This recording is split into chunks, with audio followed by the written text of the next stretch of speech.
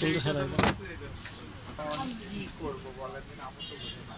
চারটায় মানে আমার এখানে একটা সোনা নিয়ে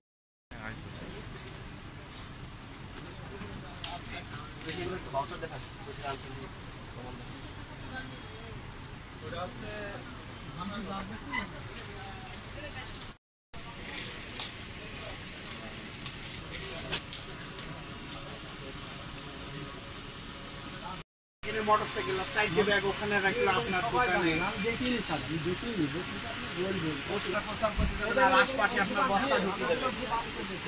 আমি আপনার জিজ্ঞেস করলাম কে আপনারে দেয়, এটা তো বাচ্চারা খায়, সাথে যে আমাদের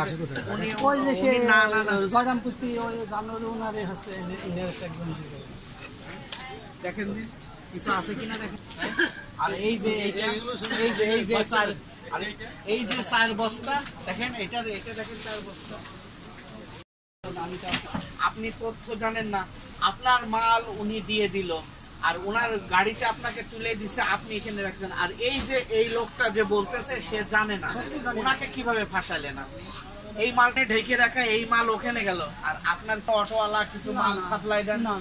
ভাই আমি কিন্তু আকাশ এইসব জিনিস দোকানে বেচা যাবে না। আর যদি নেক্সট তোমাদের কাছে পায় 1 লাখ হোক 2 লাখ হোক ফাইন করবে, কেউ তোমার দায়িত্ব দেবে। ঠিক আছে। আরেকটা জিনিস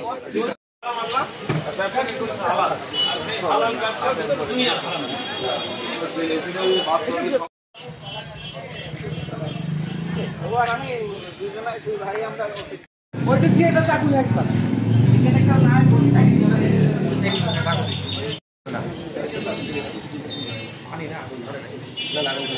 কেটে শুধু আগুন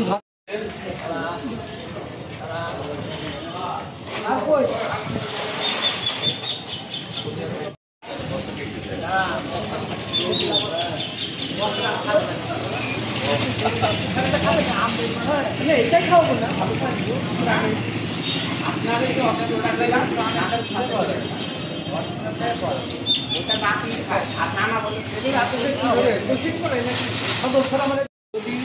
আপনি তারা ক্ষেত্রে না ঘরে পাঠাবেন, আপনার মেয়ে কিভাবে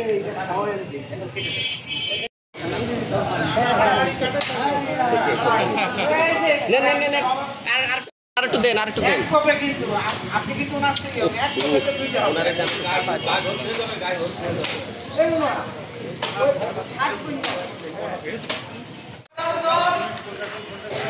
আজকের এই অভিযানে আমরা যে রোগগুলো পেয়ে গেলাম, সেগুলো দেখা যাচ্ছে যে এগুলো সব মানুষ সচেতনার ক্ষতিকর অনেকগুলো যেটা কেমিক্যাল, বিশেষ করে যে আমাদের যে নন ফুডের যে রঙগুলো, সেই রঙগুলো মিশ্রিত করে তৈরি করা হচ্ছে, বিশেষ করে মুখরোচক খাবারগুলো।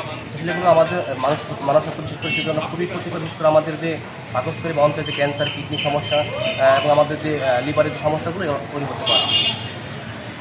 জাতীয় ভোক্তা অধিকার সংরক্ষণ অধিদপ্তর এবং নিরাপদ খাদ্য কর্তৃপক্ষ চুয়াডাঙ্গার যৌথ উদ্যোগে আজকে আমরা বড় বাজারে এখানে যে নিচের বাজার, এখানে আসছি একটা গোপন সূত্রে জানতে পারলাম সেখানে অবৈধ শিশু খাদ্য বিক্রি হচ্ছে এবং সংরক্ষণ করে রাখছে।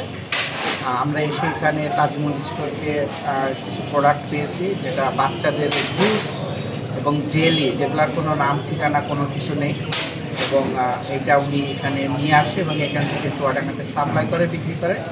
এই সংশ্লিষ্ট প্রতিষ্ঠানকে আমরা ভোক্তাধিকার আইন অনুযায়ী 30,000 টাকা জরিমানা করেছি, 25,000 টাকা জরিমানা করেছি, এবং 4 বস্তা হলো যে আপনার ওই যে জুস আমরা এখানে শিশু খাদ্য এটা বিনষ্ট করেছি।